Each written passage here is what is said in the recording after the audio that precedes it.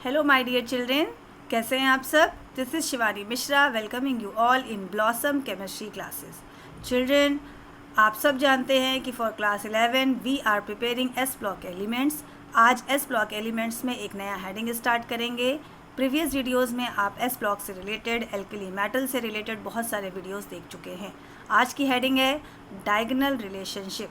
नाम से ही पता चल रहा है कि कोई ऐसा रिलेशनशिप है एलिमेंट्स के बीच में, क्योंकि हम एल्कली मेटल्स पढ़ रहे हैं तो एल्कली मेटल्स के बीच में ऐसा कोई रिलेशनशिप है जो डायगोनली प्रेजेंट है। क्या है वो relationship? The diagonal relationship is said to exist between certain pairs of diagonally adjacent elements in the second and third periods first 20 elements of the periodic table. Periodic table के जो first 20 elements हैं जो कि second और third period में present हैं, उनके बीच में जो एडजेसेंट एलिमेंट्स हैं, डायगनली प्रेजेंट हैं जो एलिमेंट्स, उनके बीच में कोई एक रिलेशन होता है। वो रिलेशन किस बेस पर होता है? क्योंकि ये पेयर एग्जिबिट करते हैं सिमिलर प्रॉपर्टीज़। बहुत सारी प्रॉपर्टीज़ हैं जो आपस में ये शो करते हैं। क्योंकि डायगनली प्रेजेंट हैं इसलिए इसको कहते हैं डायगोनल रिलेशनशिप। कौन कौन से ऐसे पेयर हैं? These pairs are lithium and magnesium, beryllium and aluminium, boron and silicon.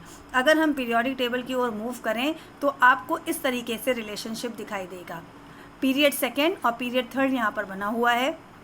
ये ग्रुप 1 है, ये ग्रुप 2 है। ग्रुप 3 से लेके ग्रुप 12 तक पूरा भी आपका डी ब्लॉक आता है। हम उसको अभी रिमूव कर रहे हैं, इसीलिए यहाँ पर स्पेस छूटा हुआ है। फिर आ जाते हैं हम 13 ग्रुप जो कि पी ब्लॉक के एलिमेंट्स हैं, 13, 14 एंड 15। तो लिथियम रिजेम्बलेंस करता है मैग्नीशियम से, यानी ग्रुप पीरियड 2 और पीरियड 3 के बीच जो एलिमेंट्स हैं उनके बीच में डायगोनल रिलेशनशिप है उन एलिमेंट्स से जो कि उनके एडजेसेंट हैं, उनसे जुड़े हुए हैं। तो लिथियम मैग्नीशियम से रिजेम्बलेंस शो करेगा, बेरिलियम एल्यूमिनियम से शो करेगा, बेरियम सिलिकॉन से शो करेगा, राइट। तो आपको किसका किसका पढ़ना है? क्योंकि आप एस ब्लॉक एलिमेंट्स पढ़ रहे हैं तो एस ब्लॉक में सिर्फ लिथियम और बेरिलियम आ रहे हैं, तो हम रिलेशनशिप पढ़ेंगे लिथियम और मैग्नीशियम के बीच में क्या सिमिलैरिटीज़ हैं, क्या डायगोनल रिलेशनशिप है, और साथ ही बेरिलियम और एल्यूमिनियम के बीच में क्या रिलेशनशिप है, इसको हम पढ़ेंगे। एल्यूमिनियम हालांकि एस ब्लॉक एलिमेंट नहीं है, लेकिन इसका रिलेशनशिप बेरिलियम से है जो कि खुद एस ब्लॉक एलिमेंट्स है, जबकि लिथियम और मैग्नीशियम दोनों खुद ही एलिमेंट हैं, एल्कली या एल्कलाइन एस ब्लॉक हैं। इसलिए आगे स्टार्ट करते हैं। सबसे पहले हम सिमिलैरिटीज़ पढ़ेंगे बिटवीन लिथियम एंड मैग्नीशियम। देखिए, लिथियम और मैग्नीशियम दोनों ही हार्डर होते हैं और लाइटर होते हैं। बाकी जितने भी अदर एलिमेंट्स हैं उनके रिस्पेक्टिव ग्रुप में लिथियम और मैग्नीशियम हार्डर भी हैं और लाइटर भी हैं। लिथियम और मैग्नीशियम वाटर के साथ स्लोली रिएक्ट करते हैं। इनके जो ऑक्साइड्स और हाइड्रोक्साइड्स होते हैं वो बहुत ही कम सॉल्युबल होते हैं, और इनके हाइड्रोक्साइड जो होते हैं वो हीट करने पर ईजिली डिकम्पोज भी हो जाते हैं। दोनों ही लिथियम और मैग्नीशियम नाइट्राइड का फॉर्मेशन करते हैं। देखिए, लिथियम नाइट्राइड L3N और मैग्नीशियम नाइट्राइड Mg3N2। ये किससे होता है? लिथियम और मैग्नीशियम डायरेक्टली नाइट्रोजन, जो एयर की नाइट्रोजन होती है, उससे रिएक्ट करके नाइट्राइड का फॉर्मेशन कर लेते हैं। तो ये दोनों प्रॉपर्टी हैं लिथियम और मैग्नीशियम के बीच में।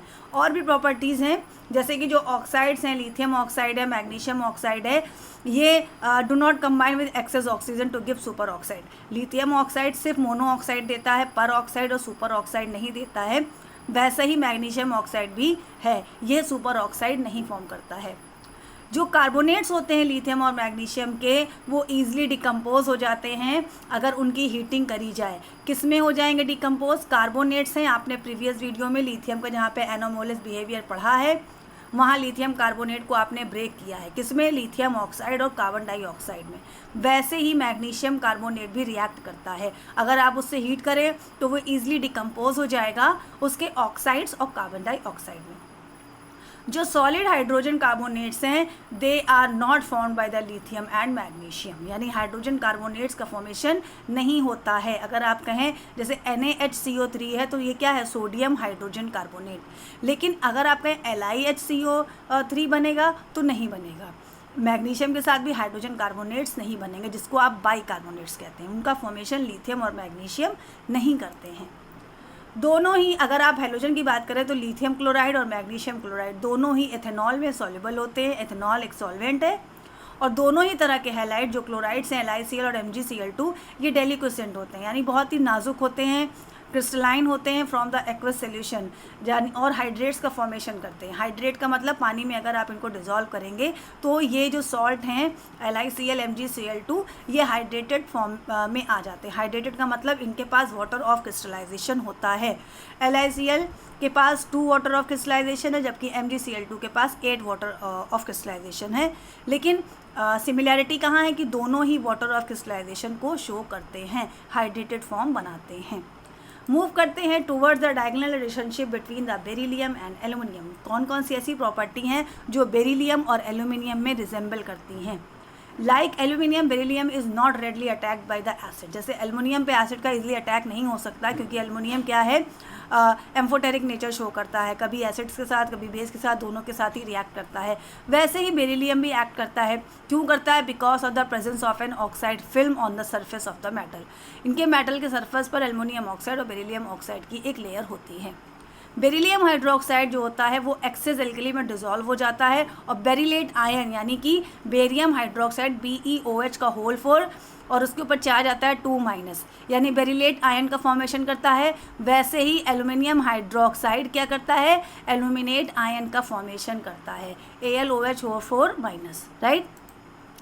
जो क्लोराइड्स होते हैं बेरिलियम और एल्युमिनियम के, उन दोनों में ही Cl- जो कि ब्रिज क्लोराइड है, वो स्ट्रक्चर का फॉर्मेशन होता है, but in the vapour phase. Vapour phase में जो Cl- होता है इनका, वो ब्रिज क्लोराइड का काम करता है, यानी दो अलग अलग एल्युमिनियम से ज्वाइन रहता है।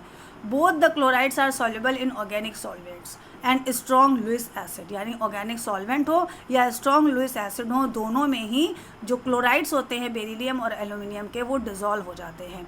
और साथ ही एल्युमिनियम क्लोराइड और beryllium chloride Friedel craft reactions जो आप पढ़ते हैं उनके में कैटालिस्ट की तरह एक्ट करते हैं। फ्रीडल क्राफ्ट रिएक्शंस कौन सी हैं? जिसमें आप एल्काइलेशन और एसाइलेशन करवाते हैं, उन रिएक्शंस में कैटालिस्ट का वर्क करते हैं aluminium and beryllium chlorides. Beryllium और एल्युमिनियम आयंस जो होते हैं उनके पास स्ट्रॉन्ग टेंडेंसी होती है टू फॉर्म कॉम्प्लेक्सेस। कैसे बनाते हैं? BeF4-, देखिए यहाँ पर है, और एल्युमिनियम का देखें तो AlF6-3- है। तो दोनों ही तरह के जो आयंस हैं उनमें एक टेंडेंसी होती है कि वो कॉम्प्लेक्स का फॉर्मेशन करते हैं।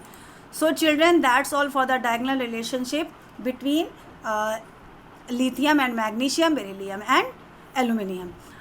नेक्स्ट वीडियो में नेक्स्ट टॉपिक के साथ मिलेंगे। Till then children, thank you so much, just take care of yourself.